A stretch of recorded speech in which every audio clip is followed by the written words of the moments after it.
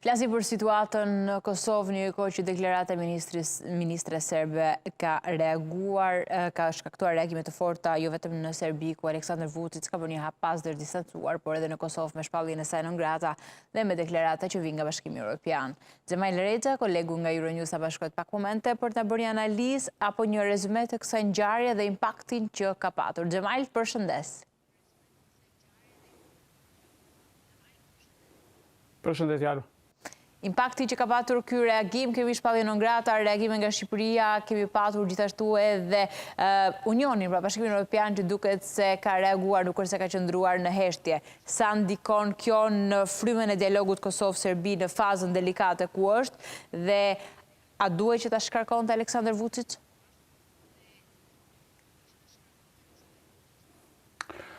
Po kanë kaluar një javë,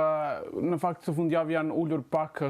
pak niveli i reagimeve, por deri të premten pas dite ka pasur disa reagime brenda ditës. Kjo është nditur edhe nga intervistat e përsëritura të Zonjës Paunović, e cila nuk ka shprehur në asnjë moment, nuk ka bërë tërheqje nga deklaratat e saj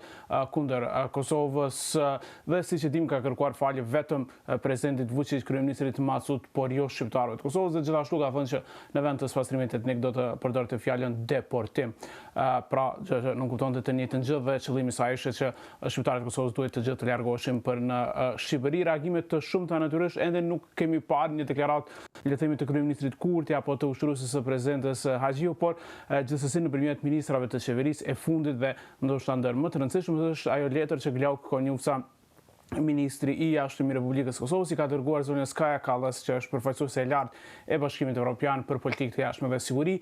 në të cilin në mënyrë të qartë ka kërkuar një reagim më të ashpër të Bashkimit Evropian. Nëse kujtojmë albazhat gjithë javës, reagimet e Bashkimit Evropian kanë ardhur në formën që pyetjet u kanë bërë gazetarët kosovarë që janë me punë në Bruksel, pra zëdhënës të Komisionit Evropian, kanë dhënë deklarata të shkurta, por gjithsesi deklaratat e zonjës Marta Kos, komisionere për Zerm, kanë qenë goxha të fuqishme. Asgjë nuk ka ndikuar në Beograd, siç e dim, zonja Paunović e ka mbrojtur shefi i saj Ivica Dačić, që është kryetari i Partisë Socialiste të Serbisë dhe ministër i punëve të brendshme i Serbisë, i cili ka qenë zëdhënës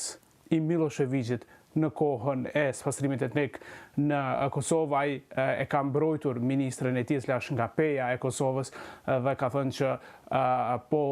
po kritikohet pa nevojë. Por do të shohim nëse kjo letër që i është dërguar zonës Kallas do të ketë efekt javën e ardhshme. Ka pasur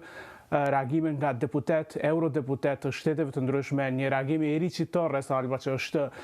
senator amerikan, merret në fakt kongresmen, antar i dhomës së përfaqësuesve, merret me Kosovën, me Shqipërinë, me shqiptarët, dhe ai e ka dënuar në mënyrë të fuqishme këtë deklaratë dhe besoj që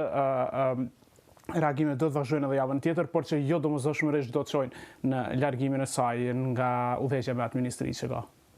Fakti që nuk ka një shkarkim, por duket si një lloj distancimi vetëm për vëmendjen e opinionit publik, sa mund të lexohet kjo si një lloj spinimi apo mashe e përdorur nga politika atje për konsum publik, aq më tepër kur situata është e trazuar, protestat kanë bërë apo kanë dhënë impaktin e saj dhe një artikulim për dorëheqje është thënë dhe është bërë nga Aleksandar Vučić.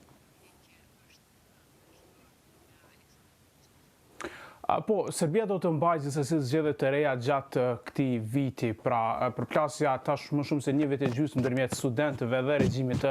Aleksandar Vučić do të çojë në zgjedhje, dhe shumë kush e ka parë deklaratën e zonës Paunović si një hyrje, si një përgatitje për fushatën zgjedhore që do të nisë shumë shpejt, në cilën do të vendosen pra në njërin anë partia e zotit Vučić dhe në anën tjetër lista e studentëve e pjesë e koalicionit me Vučićin do të jetë edhe Partia Socialiste, pjesë së cilës është zonja Paunović. Kujtojmë që ka pasur një reagim edhe të listës së studentëve, cila ka dënuar deklaratën e zonës Paunović, në cilën ka thënë që ne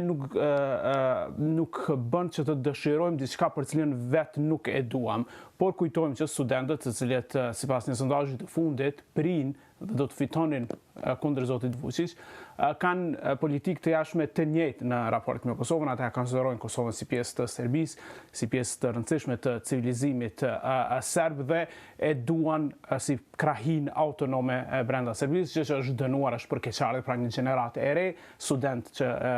nuk kanë qenë të lindur gjatë luftës në Kosovë, gjithashtu kanë politika të njëjta në raport me Kosovën